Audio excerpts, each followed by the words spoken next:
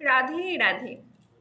আমি পাঠ করে শোনাবো স্বয়ং ভগবান শ্রীকৃষ্ণের মুখনিসৃত বাণী শ্রীমদ্ ভাগবত গীতার দ্বিতীয় অধ্যায় সাংখ্যযোগের শ্লোক নম্বর 46।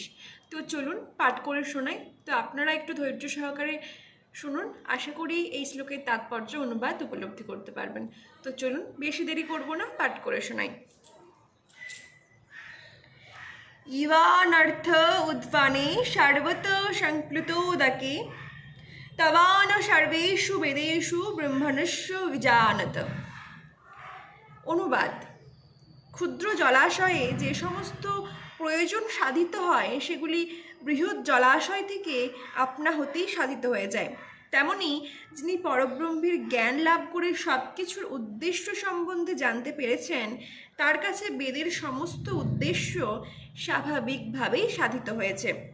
তাৎপর্য: বেদের কর্মকাণ্ডে যে সমস্ত আচার অনুষ্ঠান ও যাগযজ্ঞের বিধান দেওয়া হয়েছে, তার উদ্দেশ্য হচ্ছে জীবকে ক্রমশ আত্মতত্ত্ব জ্ঞান লাভ করতে উৎসাহিত করা। আর আত্মতত্ত্ব জ্ঞান লাভের উদ্দেশ্য ভগবদ্গীতার ৫ম অধ্যায়ে স্পষ্টভাবেই দেওয়া হয়েছে। বেদ অধ্যয়ন করার একমাত্র উদ্দেশ্য সর্বকারণের পরম কারণ ভগবান শ্রীকৃষ্ণকে জানা। সুতরাং আত্মতত্ত্বজ্ঞান লাভ করার অর্থ ভগবানকে জানা এবং তার সঙ্গে আমাদের নিত্য সম্পর্কের উপলব্ধি করা। ভগবদ্গীতার ৫ম অধ্যায়ে ভগবানের সঙ্গে জীবের সম্পর্কর ব্যাখ্যা করে বলা হয়েছে, জীব ভগবান শ্রীকৃষ্ণের অবিচ্ছেদ্য অংশ। তাই জীবের শাশ্বত কৃষ্ণ ভাবনাকে জাগিয়ে তোলাই বৈদিক জ্ঞানের চরম প্রাপ্তি।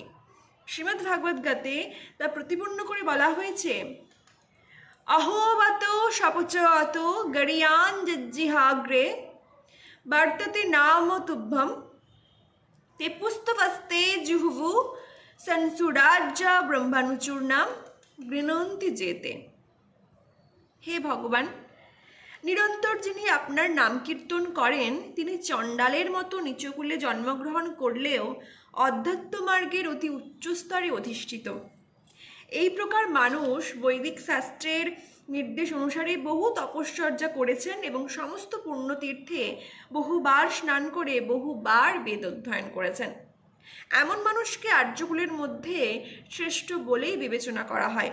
সুতরাং কেবল আচার অনুষ্ঠান করে স্বর্গলোকে উন্নতর ইন্দ্রিয় সুখ ভোগ করার প্রতি আসক্ত না হয়ে বেদের প্রকৃত উদ্দেশ্যটি বোঝবার চেষ্টা করা উচিত।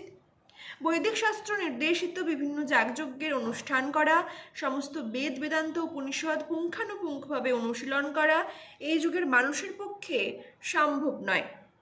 বেদের শিক্ষা অনুসারে সঠিকভাবে সব কিছু পালন করার জন্য যে সময়, শক্তি, জ্ঞান এবং ঐশ্বর্যের প্রয়োজন, তা এই যুগের মানুষের নেই। তাই শ্রীচৈতন্য মহাপ্রভু এই কলির যুগের অধঃপতিত মানুষদের উদ্ধার করবার জন্য ভগবানের দিব্যনামের সংকীর্তন করার পথ প্রদর্শন করে গেছেন। মহাপণ্ডিত প্রকাশানন্দ সরস্বতী যখন শ্রীচৈতন্য মহাপ্রভুর কাছে জানতে চেয়েছিলেন তিনি কেন বেদান্ত দর্শন পাঠ না করে ভাবুকের মতো ভগবানের নাম কীর্তন করছেন, তখন তার উত্তরে শ্রীচৈতন্য মহাপ্রভু বলেছিলেন যে তার গুরুদেব তাকে অত্যন্ত মূর্খ বিবেচনা করে পবিত্র কৃষ্ণ নাম কীর্তন করার নির্দেশ দিয়েছেন।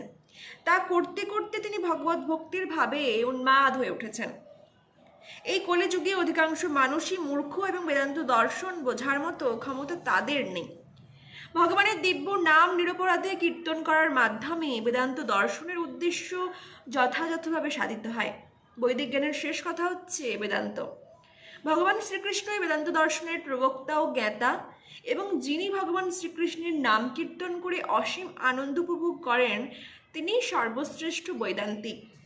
সেটি অতীন্দ্রিয় বৈদিক জ্ঞানের চরম উদ্দেশ্য। হরে কৃষ্ণ। রাধে রাধে।